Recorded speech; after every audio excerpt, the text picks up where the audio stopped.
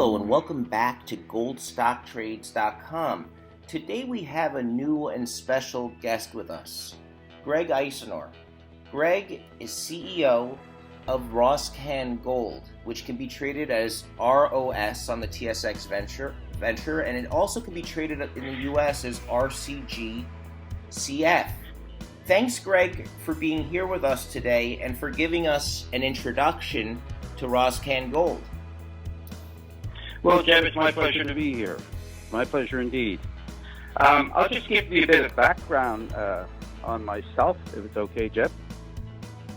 I'm a geologist, been in the business for 45 years. For the past 15 years, I've been in West Africa. We've been quite successful in West Africa. Our initial company, ROS.V Gold, we discovered the Bisa deposit in Burkina Faso. That is now 5 million ounces, owned by Nord Gold. We were taken over. For the past 12 years, I've been in Mali, and it's a great jurisdiction and a lot of gold produced in Mali, Jeb. And our previous company in Mali, Merex Gold, we identified, found, discovered the Sarabaya deposit, and with IM Gold, we discovered the Diaka deposit.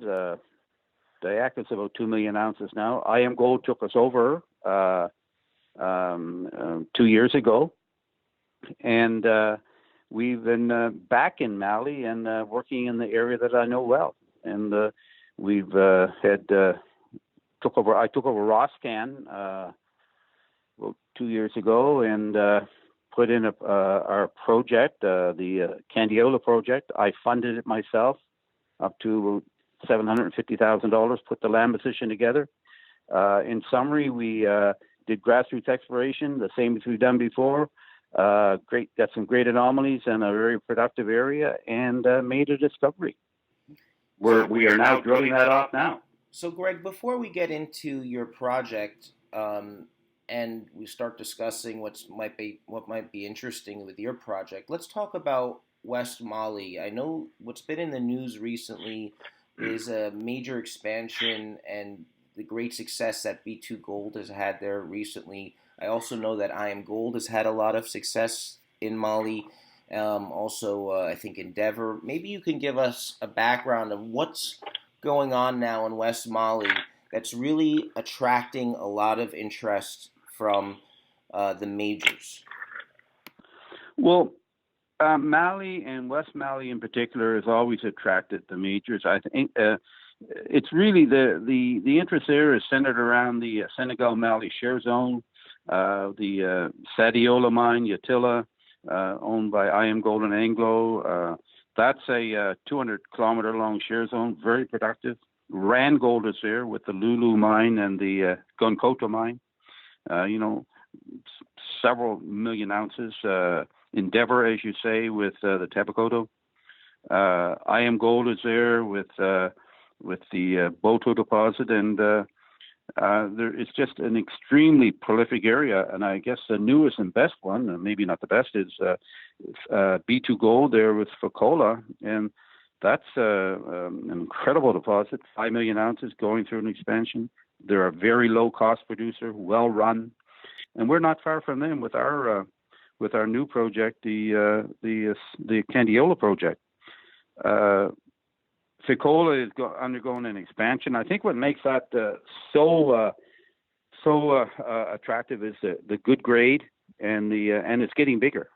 So West Mali, very productive area. It's in, of course, the West African gold belt, and it's in the Birimian rocks. It's a go-to area. So, Greg, talk to us about your background and technically, and take us through some of the success stories that you've had and what you particularly like in this Candiola project that you're working on. Sure. Like I mentioned before, I've been I'm a graduate geologist, been in the business for 45 years, worked in many parts of the world, in many commodities, and for the past 15 years, I've been in West Africa, initially in Burkina Faso with High River Gold, and we discovered the Bisa deposit that company was Joby Gold, and we were taken over. All my guys made a bunch of money, and after that, we took over Merrick's Gold, and in conjunction with IM Gold, identified the Sarabia deposit, discovered the Sarabia deposit, discovered the Fekola.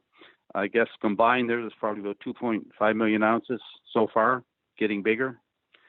And what I like about the area, access is good.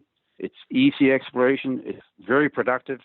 And we do termite mound sampling and termite anomalies. And we with our team, we've been working in the area for 12 years. I've been with this team. And I guess we're very proficient in conducting and evaluating termite anomalies. And that's where we've drilled in these anomalies, and that's where we've made our recent discovery. Yes, I saw on the website you have these termite mounds. So maybe you could just kind of, for people that don't understand the significance of that, why you're looking for these, how the termites relate to gold. Maybe you can just give us a little bit of basics on that.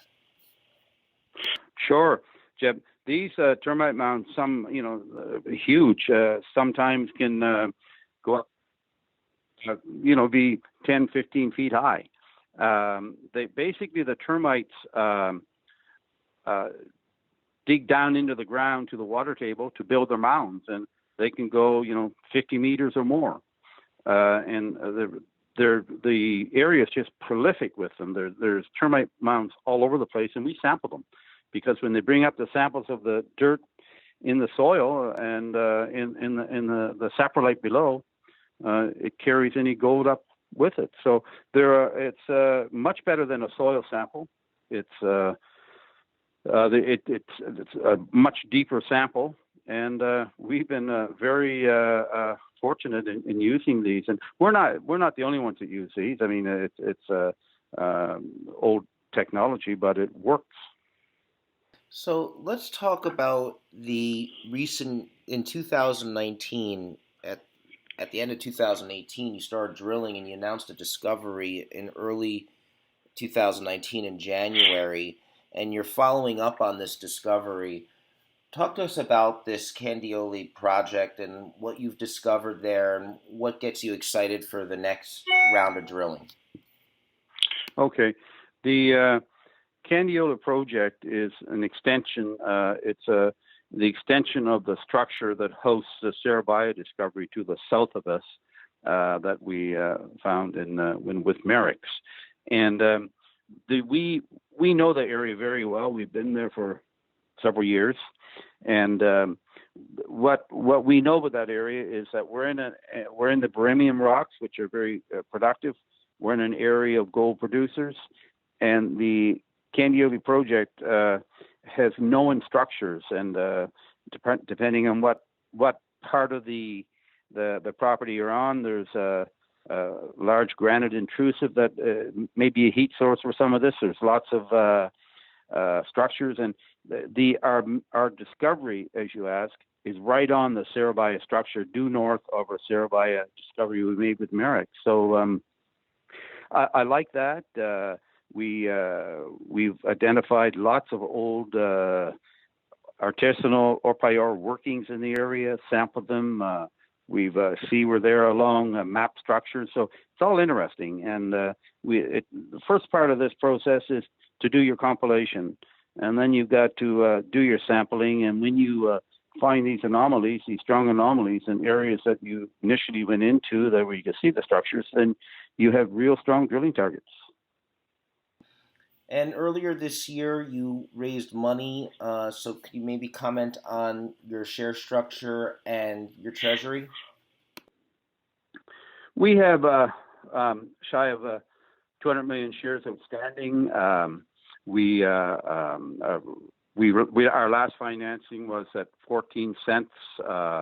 We raised 4 million. We were oversubscribed by over 2 times. We're very we use our money very wisely. We still have about almost 3 million in the treasury. we have a good team here that tracks our costs. We have good accountants in Mali, and you do have to keep track of this. And we have a good board, a strong board, and we keep busy. Basically, most of our money goes into the ground. Greg, as we conclude here, could you highlight any unique aspects that we may have not covered with Roscan Gold, and maybe you could highlight, what really differentiates Roscan and Mali, and there are some concerns, of the jurisdiction, for people who only invest in North America. So maybe you could comment about Mali as a jurisdiction and what makes Roscan unique. Sure, of course. Well, Mali is an excellent jurisdiction to work in. It has a good Mineral Resources Act, so the Mining Act, so there's no problem there whatsoever. We get great cooperation. We have a strategic partner in Mali. We've had that partner since day one, since 2005. So, and they're well connected with government. We've had people on staff for several years, and we're well respected there. Mali, it's a prolific area. It's a gold prolific area. It's a big producer. Mali is the third largest gold producer in Africa, soon to become the second, in my opinion. Yes, in the north of Mali and over in Burkina Faso, you have terrorist activity, no question about it, and we're far away from that. We're about as far away as you can get from it and still stay in Mali. We use security. There are there are several operating mines in that part of the world, or in West Mali, and which operate without problems, no shutdowns due to any of the activity. We of course use security when we're over there, and it's being attentive to your surroundings, and all of our team they're all nationals, so that works well for us. But I'm very comfortable in Mali, and we'll stay there. Well, to get more information on Roscan, you can go to their website at roscan.ca. You can also email them any questions that you have on the company at info@roscan.ca, and their number is 902-832-5555 should you have more questions. Greg Eisenor, CEO of Roscan Gold, which can be traded as ROS on the TSX Venture. Thanks so much for being here with us today and for giving us an introduction to this exciting explorer in Mali. Good to be here. Thank you for your time, Jeff. I appreciate it.